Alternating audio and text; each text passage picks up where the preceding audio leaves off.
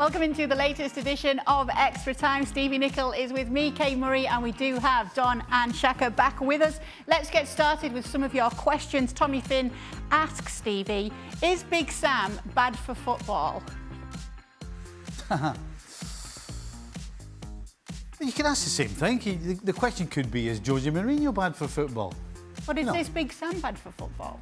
No, I don't see how Big Sam's bad for football. Listen, not everybody can go out and buy a team. That would be the easiest way to explain it. So some teams have to have players with inferior ability, and then they have to make up with either the tactics or just brute force and strength. So, no. Listen, you need all kinds in football. Big Sam just so happens that he has a more defensive approach. But you know what? Sometimes you have to do what you have to do to win a game. So, no. Listen, here's another one. Do you actually want, because I don't want to go and watch Leeds United playing against another Leeds United team. Because that's not football to me. That's like watching a schoolboy game where everybody's just running around at 100 miles an hour, just all over the place. That's not football to me. Well, it's going to be flowing football, loads of goals, lots of excitement. And lots of losing the ball. And if you enjoy watching teams losing the ball, then you're not my cup of tea. All right, then. I'll just leave that first one with you. It's actually you next as well, Stevie. It's from your throwing coach. It says, Stevie, can you show us the face you made when Joel Matip got injured today? It wasn't so much the face, it was what I said. I don't know if you're allowed to say that on this show. No. It's a family show. No, I mean, Can you give us a diluted version? It was along the lines of, is this guy ever going to play a series of games in a row? Because this guy plays, I think he's played 2 in a row so far this season without getting injured.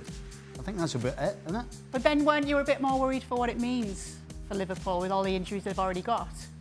Yes, well, listen, Liverpool's biggest and only real problem with all these injuries is what's going to happen when teams like West Brom break on you just to try and upset you. Because the young guy, Williams, doesn't really have the pace to recover when the ball's in behind him. And as great as Fabinho has been, the goal that Liverpool actually lost would be the one area where you need a specialised centre-backs in the air, like Gomez and Van Dijk. So Matip getting injured is a huge problem, again. Would you say the same, Don, that Matip getting injured is a big problem for them? They've done well so far with the injuries they've had. I'm still reeling over Stevie comparing Leeds playing Leeds. That sounds like the best game I would ever have seen in a million years. No. It sounds like a 10-9 game. It sounds like that would be 10-9. If you had said Leicester versus Leicester or Man City versus Man City, I get it, but not Leeds. They're amazing. Amazing, you're having a laugh. You have it. No, you have it. No, you have it. No, we'll have it. No, get it Yeah. there. No, we'll have it. You have it. What's the final score? What's the final score? Leeds won 10-9. Hold on, right, here's a question for you, Don. Have you ever enjoyed a 0-0 game? Yeah, because you can have good 0-0 games. Right, so what's it got to do with the score? You can have a bad 9-9. Just horrendous defending. How can you have a bad 9-9? Horrendous defending. How can you have a bad 9-9? Horrendous goalkeeping. Horrendous defending. Stop it, Stevie. Would he like to be a Stop goalkeeper it, Stevie. for Leeds against Leeds? Good, that's a belter. That's a question. I'll tell you what I heard. Stevie said he'd prefer West Brom against West Brom than Leeds against Leeds. That's what I heard. That's what he heard. I've never heard. Blocked. Shaka, you In need to change 30 your years of filter. football, in 30 years of football, I've never heard anyone say that was a bad 9-9. Fair point. Actually, Well, there's never been a 9-9, so that's why. all right, football Wikipedia. Well, there's never been a 9-9, so that's why you haven't heard it. Don, Henry would like to know, where is a good landing spot for Thomas Tuchel? Oh, great question. Does he go back to Dortmund? Would Dortmund have him back? If Arteta carries on in the form that he's been on in the last couple of months, Arsenal? I'd love to see him in the Premier League. I'd love to see the mad professor in the Premier League. I'm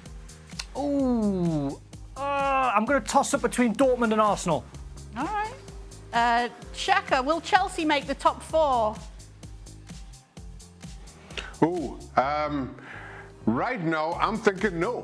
I'm thinking Chelsea are making a lot of their own problems. From, Frank Lampard, but I think he's right to question a lot of his players, in particular, given their performance yesterday. But especially with Werner kind of struggling, and then him making excuses for those struggles.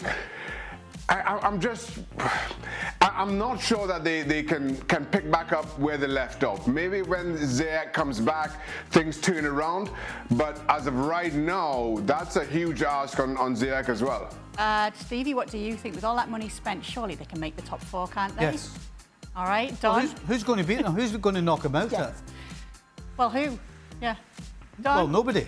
That's why I said yes. Yeah, I think so, Kay. I think if you look where Everton were 4 games ago, outside the top 4, drifting, not playing well, not winning games, you thought, Everton have done.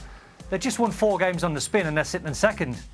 There's no reason why Chelsea can't hit that sort of form. OK, so 2 against 1 for whether will Chelsea make the top 4. To Stevie's question, as to who's going to keep them out, you've got Liverpool, the 2 Manchester clubs, you've got Leicester, right? Spurs, question mark. I mean, but they're good teams in the league. It's not just a foregone conclusion that, there's 17 poor teams and just 2 or 3 good ones. I never said it was a foregone conclusion. So who misses out? Well, not Chelsea. That's an easy Man United, Chelsea, City and Liverpool is your top 4. All right. Stevie, Frank McManaman said, how important are assistant coaches in the success or failure of a club, not including throwing coaches? He says, was Paul Mariner really that important to you in your success at the Revs? Yes, 100%. Listen, you can't do it on your own. You can't. And you need somebody next to you who actually has an opinion. Having a yes man's no good. If I turn around to Paul and say, well, you know what? I'm going to play him over him. What do you think? And he goes, no, yeah. Oh, absolutely, yeah. I don't want that from it. I don't want that all the time. I need somebody who's going to turn around and say, well, so why are you going to play him over him? And talk it through. And he'll say, well, you know what? I would play him over him. And so then it's my decision. But you need somebody to talk things through with and give you ideas. Substitutions. I'll be sitting in a game. Could be 0-0, could be 1-1, could be 2-1 up. Do you go and try and win the game outright, kill the game, or do you just keep what you have? So you need to be able to turn to somebody and have another voice and another opinion. And then, because I'm the head coach, what if it's 9-9? Then I decide. Well, I think if it's 9-9, I may as well sit in the stand, because obviously nobody's listening to a word I've been saying. Surly Traveller, Don, would like to know, how much were Liverpool missing Thiago's creativity and final third passing against West Brom? They seem to lack ideas against a team that were defending with 11 in the box. I think that's absolutely fair, and the same could be said about the Fulham game as well, when they drew that 1-1. When teams are so defensive and sitting off and having numbers behind the ball, you need someone that's going to pick that, that brilliant pass, a pass that probably Gini Van Alden or Jordan Henderson doesn't see, because he is a genius, Thiago, and Liverpool need him back. It's difficult to say, but if you ask me if Thiago played in the Fulham game and the West Brom game, I'm pretty sure Liverpool would have won him. Is a player like Thiago brought in for these type of situations, Stevie, among everything else he offers? Oh, 100%. I agree with Don. Absolutely 100%. As good as he's talking about Ronaldo and Henderson, Curtis Jones maybe in a couple of years could turn into that guy that can pick that pass. But when you're sitting 25 yards out and you've got 9 or 10 men in front of you, it takes a lot of experience, a lot of touch, a lot of understanding of the game to pick out a gap or pick out a player. And so Thiago absolutely would have made a huge difference. Yeah, it's looking like he'll be back very soon as well. Last question is from Michael Lizzie, AC Milan Michael. Shaka, what would be each of the pundits' favourite player/present for their former teams during the January window? And we know Don's got a few to choose from here, so pick your favourite former team. Is this me or is this Shaka? I'll go with West Ham. I'll go with West Ham, and my Christmas present to them is a fully fit, fully firing Michael Antonio for the rest of the season. No missed games, no injuries, no weeks off. I think if Antonio's back, you see West Ham back to their best. You've got a choice of anybody in the transfer window, and you're going to go with Michael Antonio. No offence to Michael Antonio. You know what? There's a guy called Messi available. There's going to be a guy called Messi available, maybe. I think I would rather take him over Michael Antonio. Shaka. Not even Santa Claus could get Messi to go to West Ham. Tevez and Mascherano. You just took it right out my mouth. Maybe you got the drink. Look what happened there. Don, who's your club and what's your wish? Well, Newcastle's my club, and I just wish we played like Leeds. Because give me Leeds losing 6-2 against Man U every day of the week and actually having a go. And when you're 6-2 down, actually throwing bodies forward in the last minute like it was the first minute, over the way Newcastle just completely folded against Man City. And then I heard Steve Bruce saying my remit is to stay in the division. Is that what Newcastle have become? Is that what we've become since Kevin Keegan in 95-96, just staying in the division? Can't we go to Man City and have a go? Can't we do that? And if we get beat 4-2, we get beat 4-2.